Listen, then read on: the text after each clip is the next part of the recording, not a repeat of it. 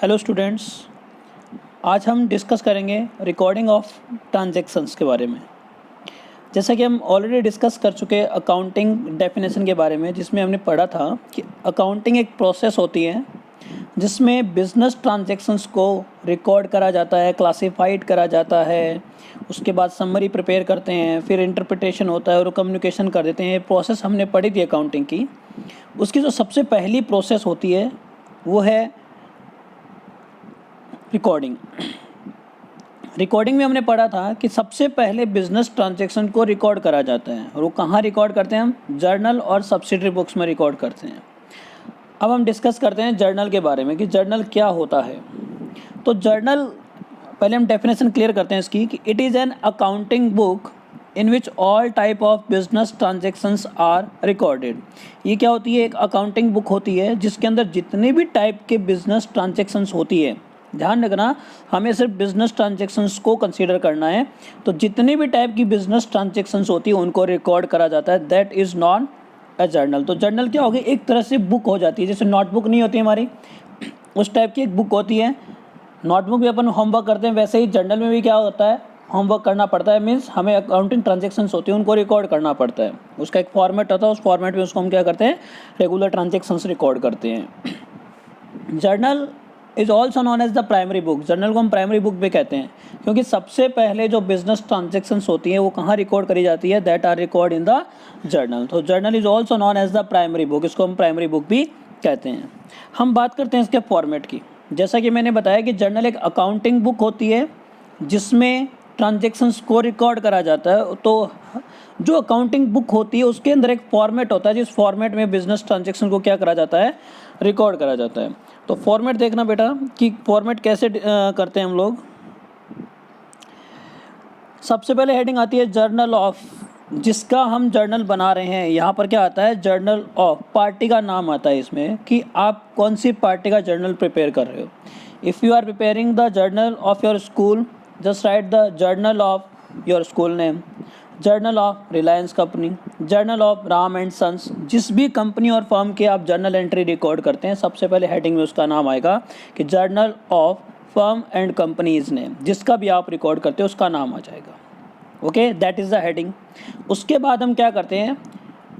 5 column prepare करते हैं। There are 5 columns. First one is date, then particular, then JF, sorry ये JF नहीं है, LF है बेटा। तो date, particular, LF, amount debit and amount credit. Date, particular, LF, amount debit and amount credit. मतलब amount के column को 2 parts में डिवाइड कर दिया, debit amount and credit amount. अभी डेबिट क्रेडिट के बारे में डिस्कस करेंगे हम लोग, 1 बाय 1 डिस्कस करते हैं। सबसे पहला कॉलम आपको आता है डेट। डेट का जो कॉलम है उसमें क्या आता है? डे ऑफ ट्रांजैक्शन, कौन से दिन वो ट्रांजैक्शन हो रही है वो डेट आपको उस डेट कॉलम में मेंशन करना है। जैसे मान लो आप 10 अप्रैल को कोई ट्रांजैक्शन कर रहे हो तो डेट वाले कॉलम में आएगा 10 अप्रैल।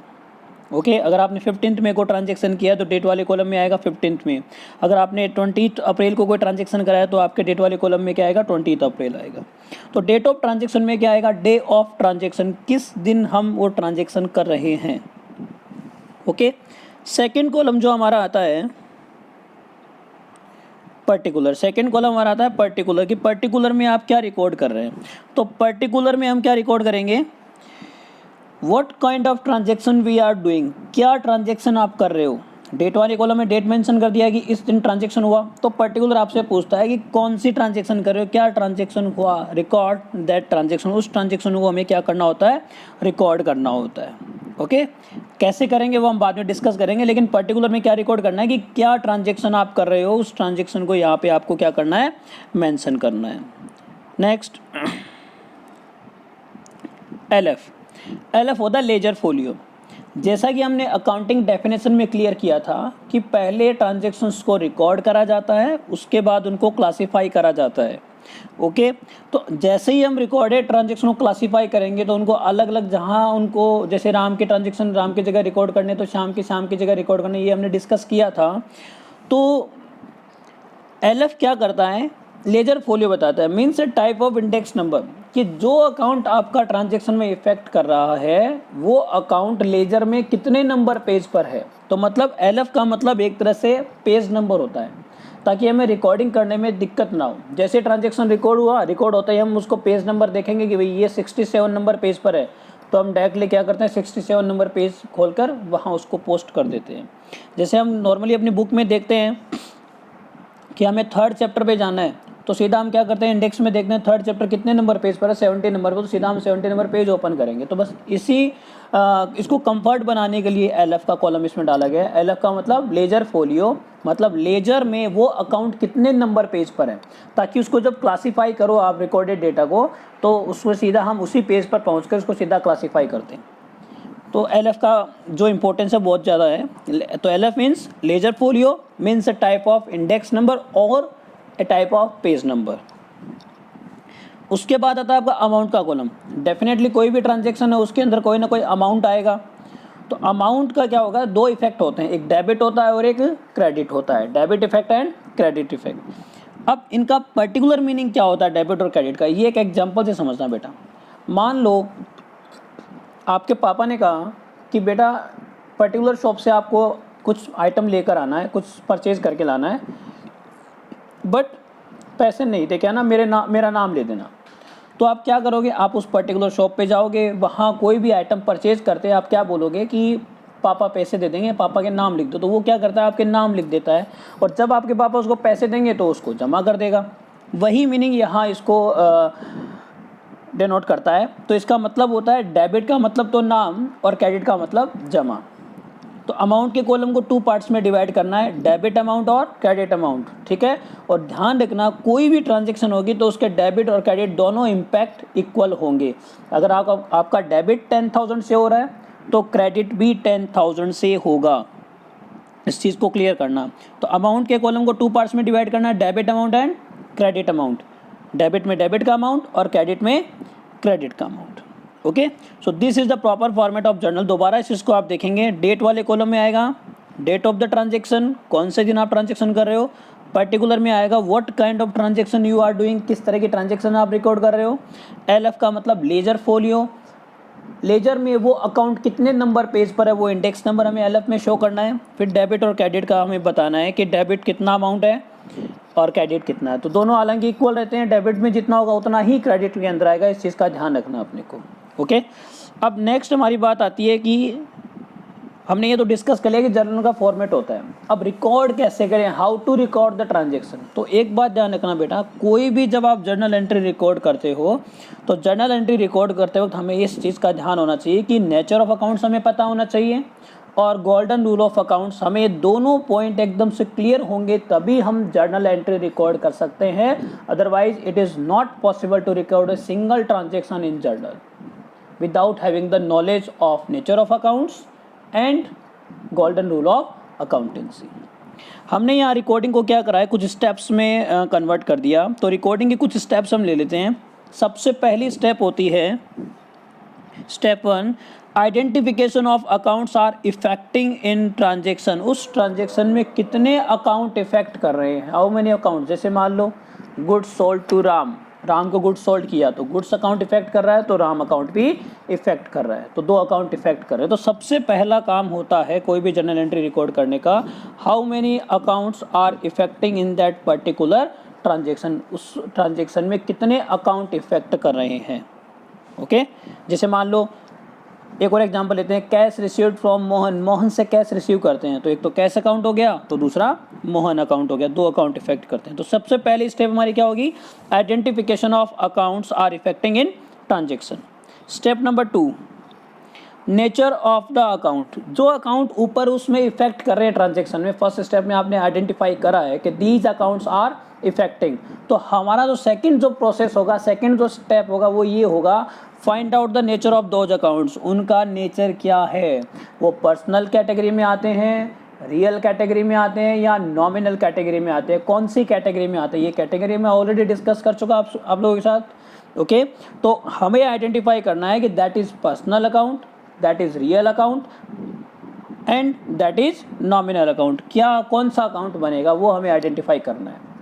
ओके, थर्ड स्टेप, गोल्डन जो भी आपने अकाउंट्स ऊपर आइडेंटिफाई किए उसका नेचर आइडेंटिफाई किया, नेचर आइडेंटिफाई करने के बाद आपको क्या करना है, उसके रूल को अप्लाई करना है। ओके जैसे मान लो वो रियल अकाउंट है तो you have to put the rule of real account का रूल अडॉप्ट करेंगे। अगर वो नॉमिनल अकाउंट है तो नॉमिनल अकाउंट का रूल अडॉप्ट करेंगे, और अगर वो पर्सनल अकाउंट है तो पर्सनल अकाउंट का रूल अडॉप्ट करेंगे। ओके उसके बाद जो स्टेप 4 आता है हमारा वो है record in a proper manner. हमने सब कुछ क्लियर कर लिया, अकाउंट्स आइडेंटिफाई किए, उनका नेचर आइडेंटिफाई किया, उनके ऊपर रूल अप्लाई करा। एट लास्ट सब कुछ क्लियर होने के बाद हम क्या करेंगे, उसको एक प्रॉपर मैनर में रिकॉर्ड कर देंगे, एक प्रॉपर मैनर में रिकॉर्ड करा जाएगा। अब इसके कुछ एग्जांपल लेकर हम इसको क्लियर करते हैं। जैसे पहला एग्जांपल हम ले रहे हैं यहाँ पर,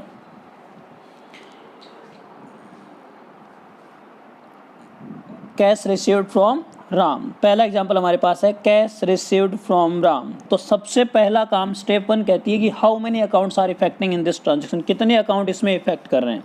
तो नंबर 1 कैश, नंबर 2 राम। एक तो कैश अकाउंट इफेक्ट कर रहा है, दूसरा राम अकाउंट इफेक्ट कर रहा है। अब हम करेंगे पहला काम हमारा था आइडेंटिफिकेशन ऑफ अकाउंट्स, हमने आइडेंटिफाई किया। अब हम फाइंड करते हैं इनका नेचर, ये पर्सनल अकाउंट है, ये रियल अकाउंट है या ये नॉमिनल अकाउंट है। तो बात करते हैं कैश की। तो कैश एक तरह का क्या होता है, रियल अकाउंट होता है, क्योंकि कैश को हम बता सकते हैं, एक पर्टिकुलर थिंग होती है। जैसे 1 लाख रुपीज़ का बंडल है तो हम बता सकते हैं इट इज़ कैश, तो कैश एक रियल अकाउंट है। और राम की अगर बात करें तो Ram is a personal account. Ram कौन सा अकाउंट हुआ, पर्सनल अकाउंट हुआ। अब वही बात, जब हमारे पास ये आइडेंटिफिकेशन हो गया कि ये रियल पर्सनल नॉमिनल है तो हम उनका रूल लगाएंगे। अब रियल अकाउंट का रूल क्या होता है, रियल अकाउंट का रूल होता है debit what comes in, credit what goes out. जो आता है उसको डेबिट करो, जो जा रहा है उसको क्रेडिट करो। In this example we are receiving cash, हम कैश रिसीव कर रहे हैं। तो कैश इज कमिंग और going, cash is definitely cash is coming, cash आ रहा है हमारे पास, इट विल बी डेबिटेड, ये डेबिट होगा। और राम एक पर्सनल अकाउंट है और पर्सनल का रूल होता है debit the receiver credit the giver. जो देने वाला है उसको क्रेडिट करो, जो लेने वाला है उसको डेबिट करो। So Ram we are receiving cash from Ram, Ram से कैश रिसीव कर रहे हैं, Ram will be credit. Okay एक और एग्जांपल से इसको समझते हैं हम लोग। नेक्स्ट एग्जांपल हमारा है furniture purchase for cash. Okay cash में फर्नीचर परचेज किया है तो दोबारा सबसे पहला काम हमारा आइडेंटिफिकेशन ऑफ अकाउंट, कौन कौन से अकाउंट इसमें इफेक्ट कर रहे हैं। फर्नीचर एंड कैश, दो अकाउंट हमारे पास आ गए, एक तो फर्नीचर अकाउंट है और दूसरा कैश अकाउंट है। Furniture and cash. सेकंड इनका नेचर फाइंड आउट करते हैं। तो फर्नीचर एक पर्टिकुलर थिंग है और पर्टिकुलर थिंग है तो कौन सा अकाउंट हुआ ये, it is a real account, ये रियल अकाउंट हो गया। और कैश इज ऑल्सो है रियल अकाउंट। अब दोनों का रूल लगाते हैं हम। तो रियल अकाउंट का रूल क्या होता है, debit what comes in, credit what goes out. तो फर्नीचर परचेज्ड, हमने फर्नीचर परचेज किया, तो फर्नीचर परचेज करेंगे तो फर्नीचर विल कम और गो, डेफिनेटली फर्नीचर विल कम आएगा, इट विल बी डेबिटेड। और कैश में परचेज कर रहे हैं तो हम कैश का पेमेंट करेंगे, तो कैश का जब पेमेंट करेंगे तो कैश जाएगा तो it will be credited, debit and credit.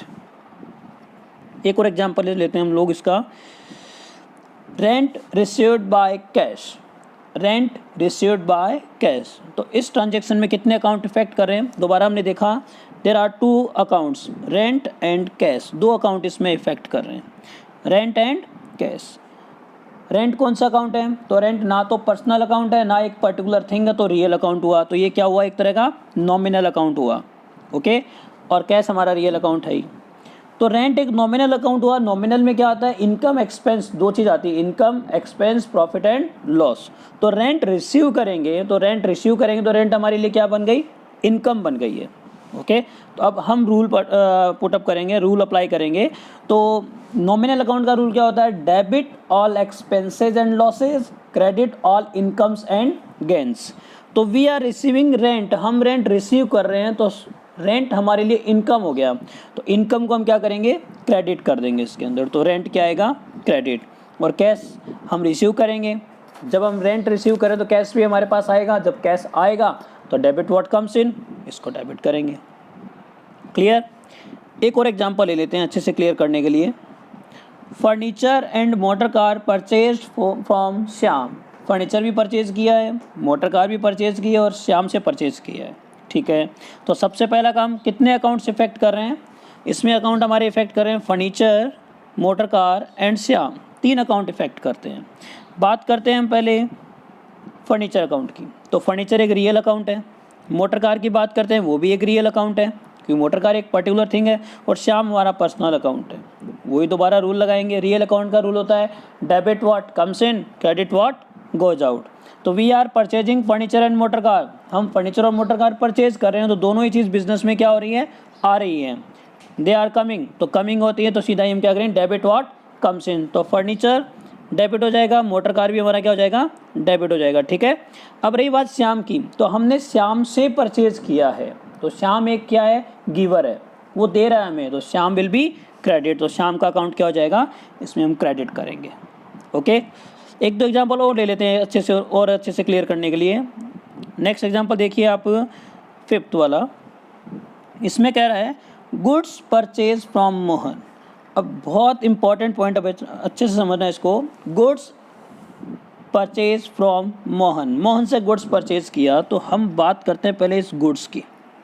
Goods का मतलब होता है माल, जो हम जिससे हम बिजनेस का, जो हमारा ट्रेडिंग बिजनेस है वो हम करते हैं। माल को या तो बेचा जाता है या खरीदा जाता है। तो यहाँ गुड्स अकाउंट को 4 अकाउंट रिप्रेजेंट करेंगे। यहाँ मैं बता दूं आपको, जब भी गुड्स का नाम आएगा आपको 4 अकाउंट को रिप्रेजेंट करना है। 4 अकाउंट से इसको रिप्रेजेंट करना है। Purchase, purchase return, sales, sales return. क्योंकि गुड्स जो होता है, जो आपका ट्रेडिंग जो माल है, जो गुड्स है, वो क्या होता है, या तो आप परचेज करके लाओगे या आप माल को बेचोगे, या जो माल है वो जब खरीद के लाए तो उसको रिटर्न भी कर सकते हो, या बेचा हुआ वापस भी आ सकता है। तो परचेज भी हो सकती है, सेल्स भी हो सकती है, परचेज रिटर्न भी हो सकता है और सेल्स रिटर्न भी हो सकता है। ओके। तो गुड्स में ध्यान रखना, जब भी गुड्स की बात आएगी आपको क्या करना है, आपको या तो परचेज, सेल्स, परचेज रिटर्न या सेल्स रिटर्न अकाउंट को ही कंसिडर करना है। ठीक है। इनमें से एक आप इजीली आइडेंटिफाई कर सकते हैं, हम बता सकते हैं कि ये क्या कौन सा हो रहा है, ये हम इजीली बता सकते हैं। तो यहाँ क्या हो रहा है, goods purchase from Mohan, Mohan से गुड्स परचेज किया।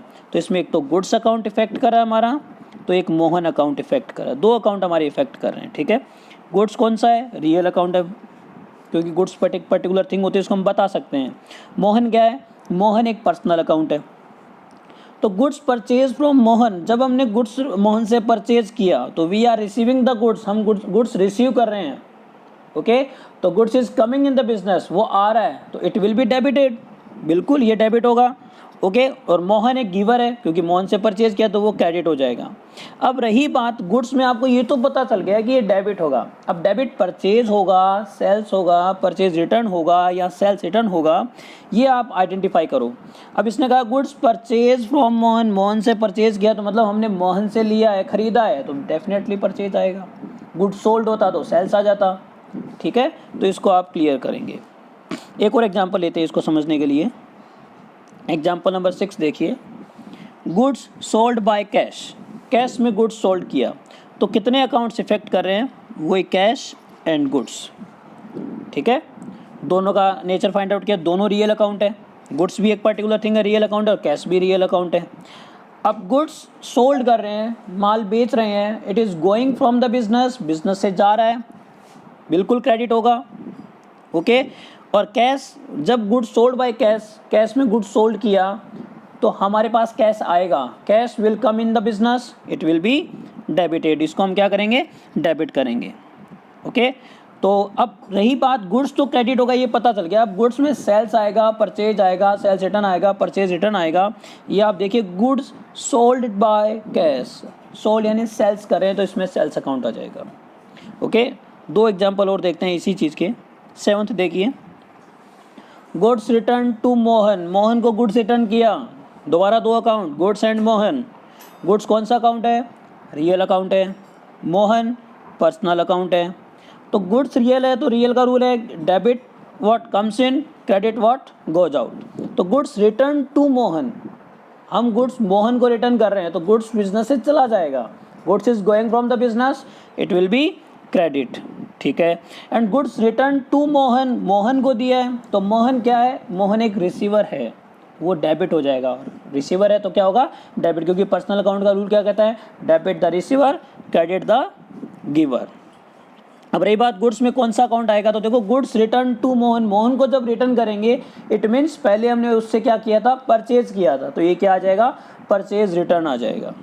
ओके, लास्ट एग्जांपल हम देखते हैं 8th हमारा, goods return from Sohan, Sohan से रिटर्न आया है हमारे पास, ठीक है, मतलब पहले हमने सोहन को गुड्स सोल्ड किया था, अब सोहन हमें क्या कर रहा है, रिटर्न कर रहा है। तो एक तो गुड्स अकाउंट हो गया, एक सोहन अकाउंट हो गया, दोनों, एक तो गुड्स तो रियल अकाउंट हो गया हमारा, और सोहन क्या हो जाएगा, पर्सनल। अब रही बात, रियल का रूल है debit what comes in, credit what goes out. तो goods return from Sohan, Sohan से जब गुड्स रिटर्न होगा तो गुड्स बिजनेस में आएगा तो इट विल बी डेबिटेड, और सोहन क्या बन गया, एक गिवर बन गया, गिवर बनते ही हम उसको क्या करेंगे, क्रेडिट करेंगे, ठीक है। अब गुड्स में कौन सा अकाउंट आएगा, तो गुड्स रिटर्न फ्रॉम सोहन है, सोहन से रिटर्न करें तो मतलब पहले हमने सोहन को सेल किया था, अब वो माल को क्या कर रहा है, वापस कर रहा है, तो it is a type of sales return, तो यहाँ सेल्स रिटर्न अकाउंट इफेक्ट करेगा। ओके, तो these are the examples of the journal entries, ये बेसिक एग्जाम्पल्स है जो हमने डिस्कस किए, ठीक है, इसको अच्छे से क्लियर करना। जब भी, बस एक बात ध्यान रखनी है, जब भी आप accounting entry, journal entry record करते हो तो आपको types of account and golden rule of accountancy का बेसिक नॉलेज होना ज़रूरी है, ठीक है। उसके बाद हम इजीली एंट्री पास कर सकते हैं, और एंट्री पास करने के जो स्टेप्स होती हैं वो एक बार फिर से हम डिस्कस कर लेते हैं। सबसे पहली स्टेप होती है वो होती है identification of accounts are affecting in transaction, कितने अकाउंट्स उसमें इफेक्ट कर रहे हैं। नंबर 2, उनका नेचर फाइंड आउट करो, जो अकाउंट्स इफेक्ट कर रहे हैं उनका नेचर फाइंड आउट करो, मतलब वो पर्सनल है, रियल है या नॉमिनल है। ये फाइंड आउट करने के बाद हम उन पर क्या करते हैं, उनका गोल्डन रूल ऑफ अकाउंटेंसी उस पर अप्लाई करते हैं। अगर पर्सनल है तो पर्सनल का रूल अप्लाई करेंगे, रियल है तो रियल का रूल अप्लाई करेंगे, एंड नॉमिनल है तो नॉमिनल का रूल अप्लाई करेंगे। At last recorded in proper manner, एक प्रॉपर मैनर में इसको हम क्या करेंगे, रिकॉर्ड करेंगे। अब प्रॉपर मैनर में रिकॉर्ड कैसे करेंगे वो हम नेक्स्ट वीडियो में डिस्कस करेंगे, जर्नल एंट्री को लिखते कैसे हैं वो आप नेक्स्ट वीडियो में डिस्कस करेंगे। आप इस वीडियो के थ्रू मैं आपको कुछ नोट्स एंट्रीज भेजूँगा, वो एंट्रीज आपको क्या करनी है, सॉल्व करनी है। Thank you very much, have a nice day.